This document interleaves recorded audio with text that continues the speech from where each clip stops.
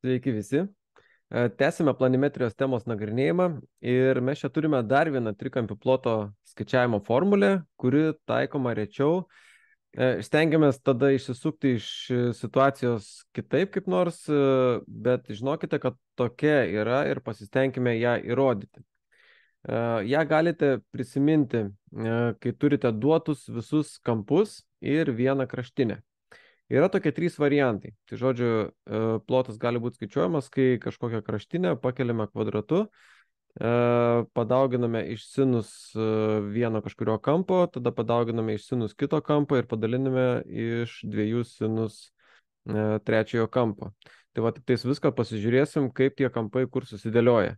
Tai va, aišku, galim taikyti ir kitai kraštiniai, tada kampas yra kitaip paimamas ten vardiklyje. Ir turim dar, aišku, ir trečią variantą. Tai va, tai be jokios abejonės kažkurią formulę pabandykime įrodyti. Įrodykime formulę S lygu A kvadratu sinus beta sinus gamma padalinta iš 2 sinus alfa. Tai dabar, aišku, reikėtų mums brėžinio. Pasidėkim 3 taškus, tada juos sujungkime. Čia bus taškai pažymėti raidėmis A, B ir C. Tada galim pasidaryti tiesiog mažosiams raidėmis, kad būtų patogiau ir pagal tas formulės čia matosi. Tai bus A, B ir C raidės. Toliau pasižymėkime kampus alfa, gamma ir beta. Tai va, turime 3 kampus. Toliau. Tam reikės šiek tiek papildyti brėžinį.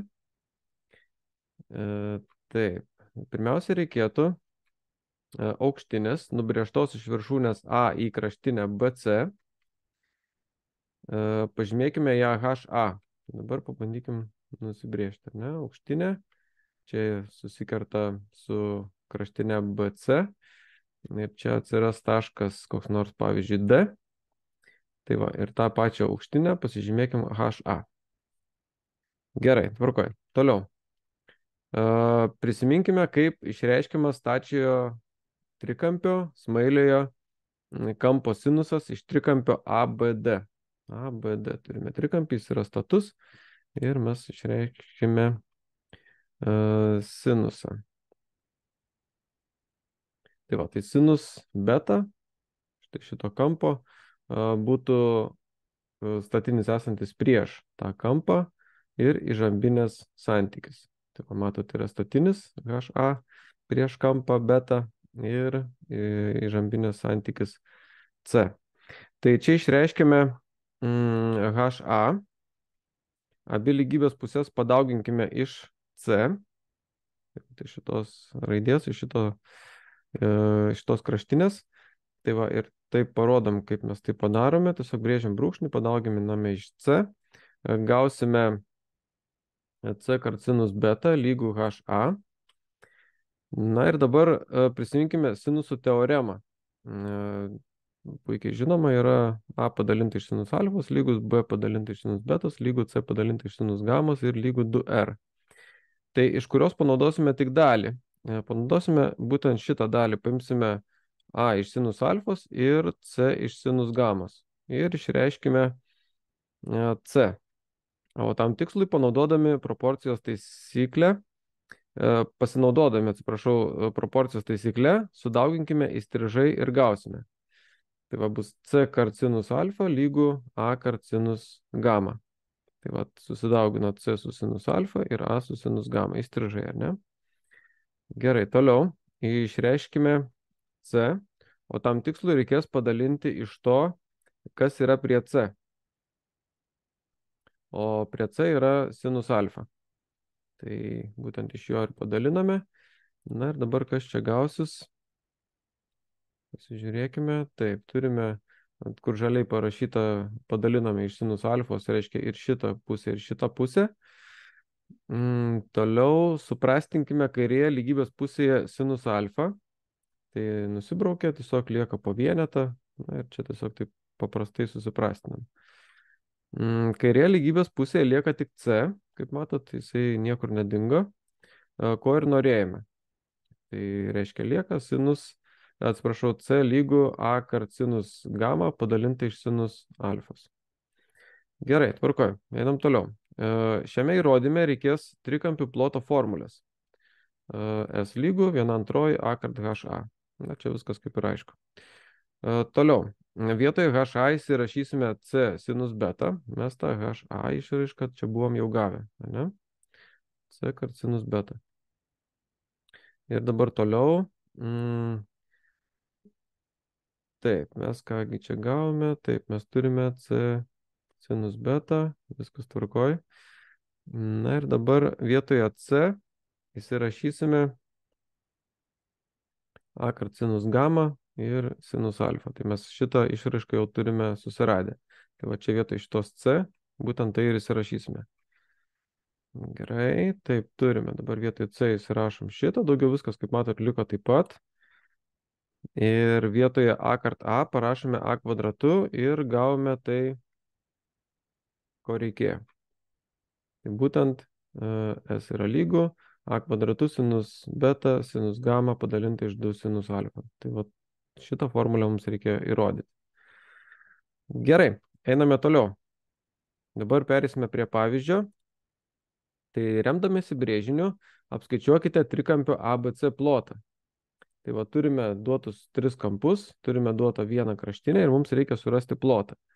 Naudojant kitas formulės, čia taip iš karto padaryti to kaip ir nelabai pavyksta. Nelabai žinome tokių variantų, bet va tą formulę, kurią ką tik įrodėme, galėsim pritaikyti ir iš karto galėsim suskaičiuoti. Tiesa, skaičiavimas nebus toks super paprastas, reikės nemažai ten atlikti visokių veiksmų su šaknimis, na bet suskaičiuoti mums pavyks. Tai pabandykime. Dabar sprendimas. Matome, kad duoti trikampio visi kampai ir viena kraštinė, ką aš jau ir minėjau, ne? Todėl iš karto galime taikyti formulę, kurią mes, kaip sakiau, įrodėme, ne? Dabar iš pradžių įsirašome skaičius. Taip, tai reiškia įsirašome vietoj A4, tai bus 4 kvadratu.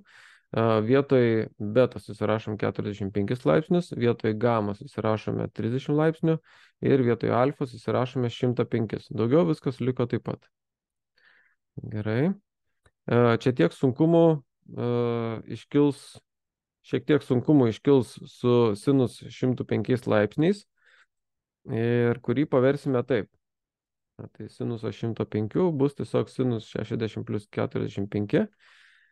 Pritaikykime formulę, tai šitą, ir čia tiesiog va taip gražiai išsiskaidysim tą būtent sinus 60 plus 45. Tai va, susidėliojam viską pagal tą formulę. Alfa, beta, ar ne? Ir gaunasi būtent šitą. Gerai, toliau. Įsirašykime reikšmes. Tai mato, dabar vietoj sinus 60 laipsnių įsirašome šaknis 3 iš 2, vietoj kosinus 45 įsirašome šaknis 2 iš 2, vietoj kosinus 60 įsirašome 1/2 ir vietoj sinus 45 įsirašome šaknis 2 iš 2. Šitos reikšmės yra paimtos iš lentelės, galite jūs tikrai susirasti, nėra čia taip sudėtinga. Šiek tiek sutvarkius gauname. Taip, gauname štai tokį dalyką. Ir čia mes susidauginame 2 ir 2 gaunasi 4, čia irgi 2 ir 2 gaunasi 4. Šaknis iš 3 pasidaugina iš šaknies iš 2, tai galim po vieną šaknim tiesiog pasirašyti šaknį iš 6 ir vienas kart šaknis iš 2, aišku, yra šaknis iš 2. Taip, ir dabar su bendravardiklinam, na, kaip vardiklis jau yra bendras, bet tiesiog parašom po vienu brūkšniu, gal taip pasakykim.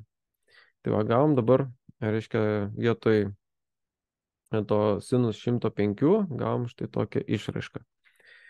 Grįžtame prie ploto skaičiavimo ir čia mes turim tą pasirašytą jau formulę, kurią jau turėjom viską susistatę, visus tos skaičius. Ir dabar žiūrėkim, kas čia gausis. Reiškia, vietoje 4 kvadratų mes turime 16, tada vietoj sinus 45 pasirašėme šaknį 2 iš 2, vietoj sinus 30 pasirašėme 1/2. Taip, čia 2 liko. Ir vietoj sinuso 105 pasirašėme tą išraišką, kurią mes čia turėjome. Dabar čia skirtingom spalvom yra nubraižyta, kas su kuo susiprastina. Tai, pavyzdžiui, 16 susiprastina su 2, gausi 8 ir 1. Tada tas 8 prastinasi su šituo dvejetu ir čia gausi 4 ir 1. O čia prastinasi 2 ir 4, tai liko 1 ir 2. Ne? Tai va dabar parašykime, kas liko. Ir liko būtent va tiek. 4 šaknis iš 2, čia daugiau liko tik tai vienetas apačioj vardiklyje ir padaliname iš, reiškia, viso to, kas liko šitam visam vardiklyje. Dalybą keičiame į daugybą, todėl antrąją trupmeną reikia apversti. Tai va, apverčiam tą antrąją trupmeną, matot, 2 keliauja į viršų, šaknis iš 6 plus šaknis iš 2 keliauja į apačią. Einam toliau. Antrai trupmenai panaikinkime iracionalumą vardiklyje. Padauginkime ir skaitiklį, ir vardiklį iš šaknis iš 6 minus šaknis iš 2. Na ir pasižiūrėkime, kaip tai atrodys. Dabar viskas čia buvo taip pat, tik tai mes čia, kaip matot, padauginam skaitiklį ir vardiklį iš būtent to, ką ir nusprendėm padaryti. Toliau, tai darėme dėl to, kad pritaikytume greitosios daugybos formulę vardiklyje. Tai a kvadratu minus b kvadratu lygu a plus b skliaustuose, kitose skliaustuose a minus b. Tai va, iš šito mes gausime su tais kvadratais. Pasižiūrėkime, kaip čia gavosi. Tai kvadratu pakėlus šaknį iš 6, gausime tiesiog 6, o šaknį iš 2 pakėlus kvadratu gausime tiesiog 2. Tai va, ir gausi čia gerokai paprasčiau. Bet dabar pasižiūrėkime, ką toliau padarysime. Vietoje 6 minus 2, aišku, parašome 4 ir suprastiname. Tai va, pasižiūrėkime, kas čia įvyko. Aiškiai, 4 ir 4 susiprastina, lieka po vienetą. Na ir dabar toliau gavome, kad S yra lygu 2 šaknis iš 2. Čia štai liko tas dvejetas, šita šaknis liko ir dar liko šaknis iš 6 minus šaknis iš 2. Dabar liko tik atskliausti ir sudauginame, aišku, kiekvieną su kiekvienu. Tai tiksliau tą priekį esantį skaičių 2 šaknis iš 2 padauginame iš šaknies iš 6 minus 2 šaknis iš 2 padauginame iš 2. Tai va čia tiesiog taip ir matos, kas susidaugina. Gerai. Pagal šaknų savybę, kai šaknis yra sudaugintas atskirai, mes galime pasirašyti po vieną šaknimi. Tai gausime tiesiog taip, reiškia, tas dvejetas su 6 pasirašė, va čia matot, po vieną šaknimi, o čia pasirašė irgi po vieną šaknimi tos 2 atskiros šaknis. Sudauginame po šakniuose esančius skaičius. Tai 2 su 6 susidaugina gausi 12, 2 susidaugina su 2 gausi 4. Tuomet skaičių šaknis iš 12 pasirašome 4 kart 3, tokiu būdu. O iš 4, iš šito skaičiaus išsitraukia tiesiog dvejetas. Tai va, dabar žiūrėkit, ką mes aptarėm, tą ir padarėm. Ir turim dabar tokią išraišką. Ir šaknį ištraukėme iš dalies, arba, kad būtų suprantamiau, pritaikome savybę, šaknis yra išskaidoma tik tais jau atvirkščiai viskas, ar ne? Po vieną šaknim buvo, padarom kaip 2 atskiras ir suskaičiuojame, kiek yra 2 kart 2, ar ne? Tai va, tai dabar čia gavosi taip, kaip mes ir aptarėme. Vietoj 2 kart 2 mes turim 4. Na ir dabar ištraukime šaknį iš skaičiaus 4, iš šito būtent skaičiaus, ir gavosi vietoj jo 2. Tai va, daugiau viskas liko taip pat. Ir čia gavome galutinį jau atsakymą, tiesiog 4 šaknis iš 3 minus 4 centimetrų kvadratinį. Galim parašyti atsakymą. Tai va, tai tokia yra formulė, toks buvo jos įrodymas ir dar vieną pabandėm pavyzdį išsispręsti, atsakymas nesigavo toks labai gražus, bet kartais tai pasitaiko. Tai va, tai sėkmės visiems ir susitiksime kitose video epizoduose. Iki.